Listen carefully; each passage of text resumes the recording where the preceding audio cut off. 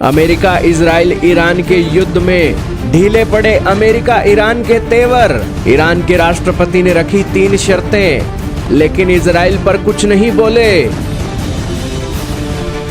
जी हां दोस्तों, America Israel और ईरान के युद्ध के बीच अमेरिका के राष्ट्रपति ट्रंप और ईरान के राष्ट्रपति मसूद पेजेश्कियन के तेवर ढीले पड़ते हुए दिखाई दे रहे हैं। और इसी बीच दोस्तों जंग खत्म करने की बातें भी निकल कर आ रही हैं और ईरान ने तो दोस्तों 3 शर्तें भी रख दी हैं। आज के समय में ईरान की शर्तें कुछ ऐसी हैं जैसे रशिया यूक्रेन की वॉर के अंदर यूक्रेन शर्तें रख रहा था।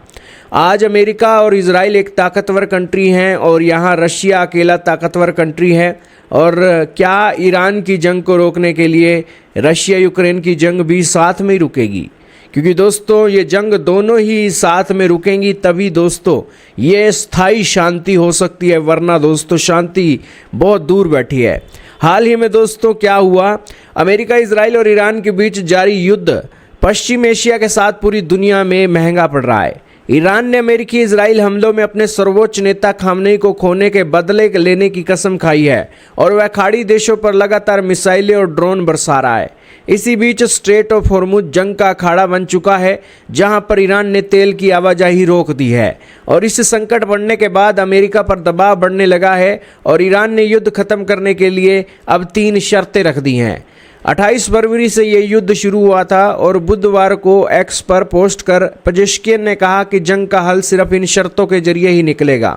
उन्होंने कहा कि इस जंग को, जिसे यहूदियों और अमेरिकियों ने शुरू किया है, ख़त्म करने का एकमात्र तरीका है कि ईरान के कानूनी अधिकारों को वो देश मान्यता दे दें।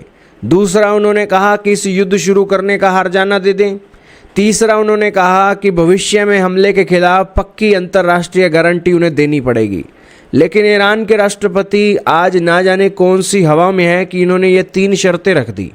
आज के समय में दोस्तों ईरान ने कहा कि वो अमेरिका से कोई बात नहीं करेंगे और दूसरा, अमेरिका के राष्ट्रपति आज कह रहे हैं कि उन्हें जंग के अंदर एक बेहतरीन कामयाबी मिली है और उनके जो लक्ष्य थे वो पूरे हो गए हैं और वो कह रहे हैं कि मैं जब चाहूँगा, अमेरिका का राष्ट्रपति कह रहा है मैं जब चाहूँगा ना तब जंग रुक सकती है। और यहाँ पर वो किसी भी मूड में नहीं है ईरान की इस रिजीम को दोस्तों बात करने के लिए। वो तो दोस्तों इन्हें टेररिस्ट मानते हैं और सबसे बड़ा खतरा ईरान की शांति के लिए ये है कि ईरान इजराइल को दुश्मन मानता है तो अमेरिका ईरान के कानूनी अधिकारों को मान्यता कैसे दे सकता है? इजराइल भी ईरान को दुश्मन मानता है तो यहाँ पर दोस्तों कैसे डील हो सकती है? बाय चांस अमेरिका ईरान युद्ध रोक भी दें तो भी दोस्तों इजराइल किसी के कहने में नहीं आने वाला है। वो फिर दोस्तों ईरान पर हमले कर सकता है, क्योंकि वो तो ना तो इंटरनेशनल नियम कानून मानता है ना ही किसी का डर मानता है। वो तो अमेरिका को भी अपने इशारों पर नचा देता है दोस्तों।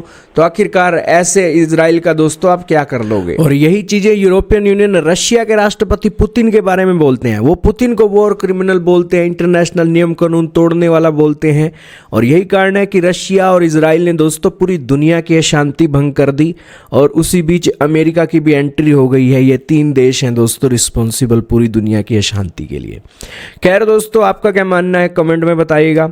लेकिन सारी दुनिया बोलने की रह गई है दोस्तों। इस मामले में क्या आगे होगा किसी को नहीं पता। और बेसिकली अमेरिका का राष्ट्रपति अपनी डींगे हाँक रहा है कि मैं ही सब कुछ कर रहा हूँ, मैं ही दुनिया चला रहा हूँ। और इजराइल और रशिया के ऑफिशियल यहाँ अपनी रणनीति कूटनीति लगाकर अपने और अपने अलाइज के हितों को साध कर इस जंग को चलाए हुए हैं। तो यही कारण है कि दोस्तों जिसका सिक्का जितनी देर तक चलता है वो उतनी देर तक चलाता है और यहाँ पर रशिया और इजराइल वाले भी अपना सिक्का चला रहे हैं।